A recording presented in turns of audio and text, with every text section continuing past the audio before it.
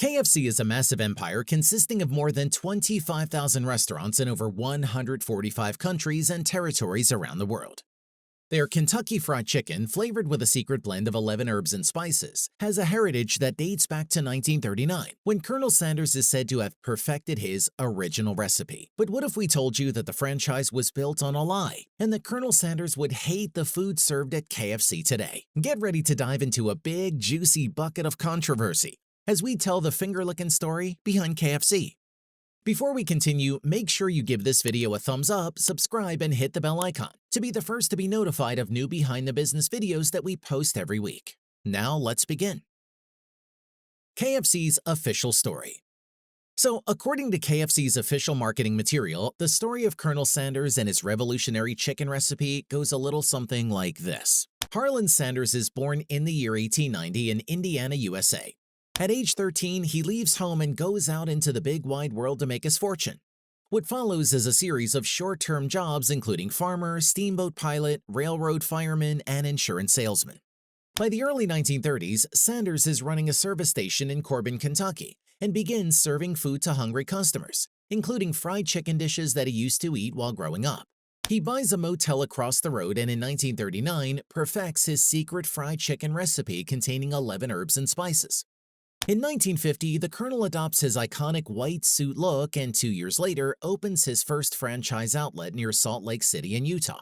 From here on, it's a case of expansion until 1964, when Sanders decides to sell the KFC company to investors.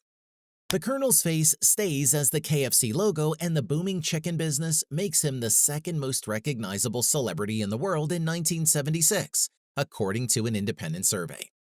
In 1980, Colonel Sanders passes away, but his legacy and original recipe lives on.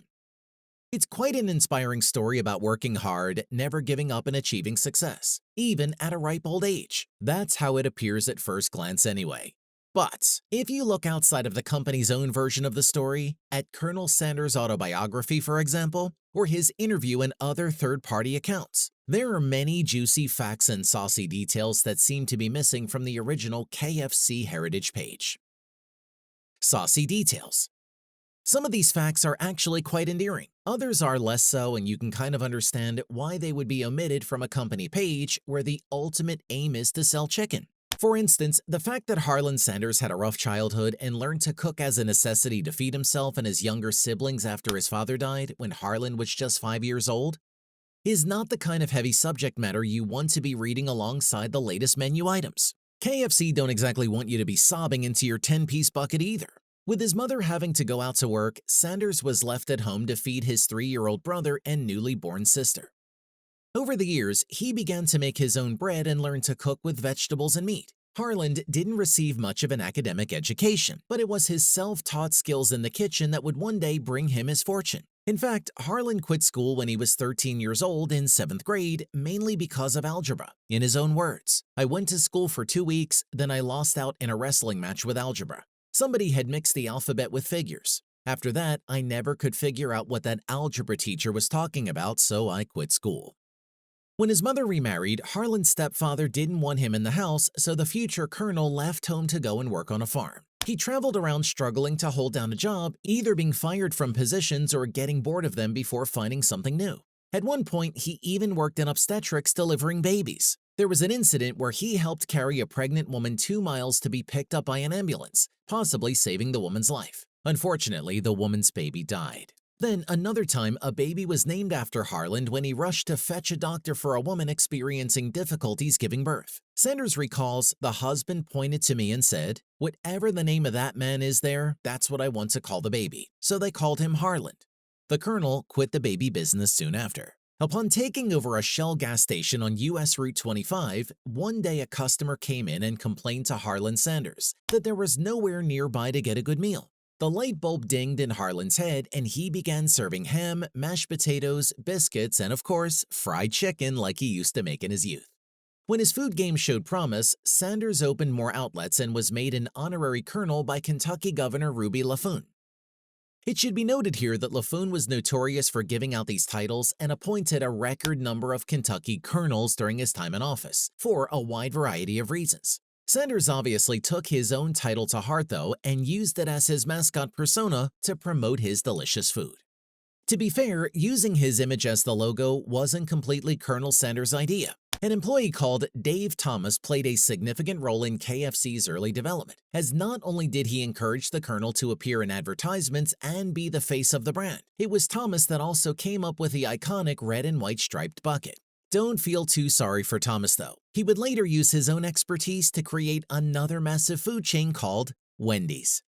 By 1964, Harlan Sanders was no spring chicken. He wanted to sell his business while it was hot, make his millions, and enjoy retirement. The Colonel traveled around the country by car searching for investors. He would cook his chicken on the spot for restaurant owners, hoping to seduce them into a partnership. By some accounts, he was turned down 1,009 times before securing his first deal.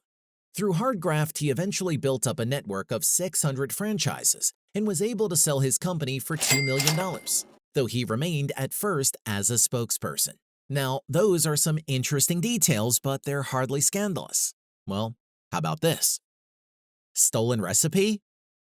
KFC has always been tight-lipped about its secret recipe, but in recent years, the speculation has not been about what's in the recipe, but rather who invented it. Now, surely you're thinking, well, that's obvious, it was Colonel Sanders, but was it really?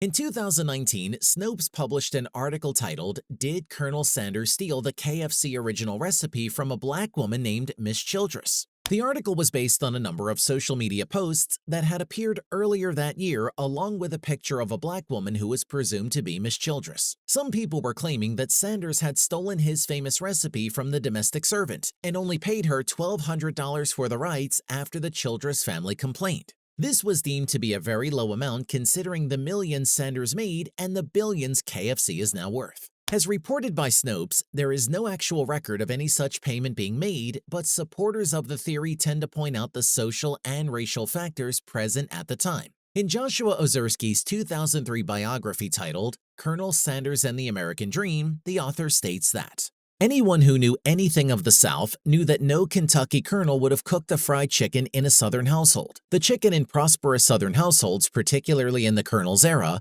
was inevitably cooked by a black maid or family housekeeper. What's more, Professor Syke Williams-Forson points out in his book, Building Houses Out of Chicken Legs, Black Women, Food and Power, that there is a well-documented history of white entrepreneurs and chefs taking credit for recipes from African Americans who perform domestic service. He says the issue is that African American women were never credited in cookbooks. Some authors, such as Ozerski, have stated that even if Colonel Sanders took the recipe from someone else, it was his revolutionary cooking method, not the recipe itself, that made KFC a fast food icon. He explains, "What made the chicken great was the innovation of using a pressure cooker to make it. It's much less glamorous than any secret mixture of herbs and spices, but far more important." Either way, for a company that holds that secret blend of 11 herbs and spices so close to its chest, the recipe's origins are rather suspect. 11 herbs and spices. Anyway, in a modern world full of internet detectives, KFC's recipe isn't much of a secret anymore if you know where to look. Yum Brands, the fast food corporation that now owns KFC, have stated in the past that many have claimed to have figured out the recipe, a long time before it was accidentally leaked by the Colonel's own nephew, Joe Ledington, in a 2016 interview with the Chicago Tribune. Ledington used to mix the flour and spices for his uncle when he was a boy and had a scrapbook filled with photos and other keepsakes. Among them was an old handwritten note that appeared to be a list of the exact 11 herbs and spices that people had been trying to guess for years. It included salt, thyme, basil, oregano, celery salt, black pepper, dried mustard, paprika, garlic salt, ground ginger, and white pepper, to be mixed with 2 cups of white flour. Ledington sheepishly admitted to the journalist that the note was genuine before trying desperately to backtrack. So much for that original handwritten recipe KFC claims they used to keep in a safe, which in 2008 was moved to a top-secret location with the aid of police and armored cars. Oh, and don't worry about being sued if you share or use this recipe. KFC have not patented it because that in itself would have risked exposure. Instead, they have attempted to keep it a trade secret, which is protected from being stolen under the Economic Espionage Act of 1996. But once the cat is out of the bag, then it becomes fair game. It's not likely they would risk confirming you got it right by taking you to court. As long as you don't use KFC logos or their name for your branding, you're actually not breaking any rules by recreating and selling chicken using the same recipe. Colonel slander. Mind you, KFC aren't against taking legal action to protect their image, even if that means suing the Colonel himself. Despite staying on as a spokesperson after selling his business, the Colonel was not a big fan of the direction the company took regarding some of its products. In 1978, KFC brought a libel suit against Colonel Sanders after he made disparaging comments about the food to a reporter. He said, "My God, that gravy is horrible. They buy tap water for 15 to 20 cents a thousand gallons, and then they mix it with flour and starch and end up with pure wallpaper paste. And I know wallpaper paste, by God, because I've seen my mother make it." It wasn't just the gravy either. Regarding the main menu items, he called it nothing in the world but a damn fried dough ball stuck on some chicken. Ouch! It seems like Colonel Sanders was turning into Colonel Slanderer. The lawsuit was ultimately dismissed by the courts, who agreed that Sanders hadn't actually defamed anyone, and that some recipes had indeed changed from when the Colonel established KFC. After this disagreement, you can bet both sides were feeling a little salty. Controversies. KFC may not be what it once was, but for many people, its chicken is still finger-licking good. It certainly was for John Wayne Gacy, the notorious serial killer who was a manager of multiple KFC outlets in Iowa in the 1960s. He loved the chicken so much that he ordered a bucket of it as part of his last meal before he was executed at the Stateville Correctional Center in 1994. While you can't really blame KFC for Gacy's murderous actions, having a manager who turns out to have murdered more than 30 people is definitely not a good look. Several other controversies have plagued the franchise in recent decades, such as mutant chickens, a fried rat, salmonella poisonings, fecal bacteria, gravy burns, allegations of racism, and plenty more. Being such a huge fast food chain, those things are unfortunately par for the course. However, when it comes to things like carrying on operations as normal in Russia rather than taking a stance like other companies have done, those things are harder to defend against. So, did we make you think twice about KFC? Or do you just really fancy some fried chicken right now? Let us know in the comments. As always, if you enjoyed this video, make sure to give it a thumbs up, subscribe, and hit the bell icon to be the first to be notified of new behind the business videos we post every week. Be inspired, and we will see you in the next one. Since you made it all the way to this point, here are 2 more videos that YouTube thinks you are going to love. Go on, click it, and let's see if they're right.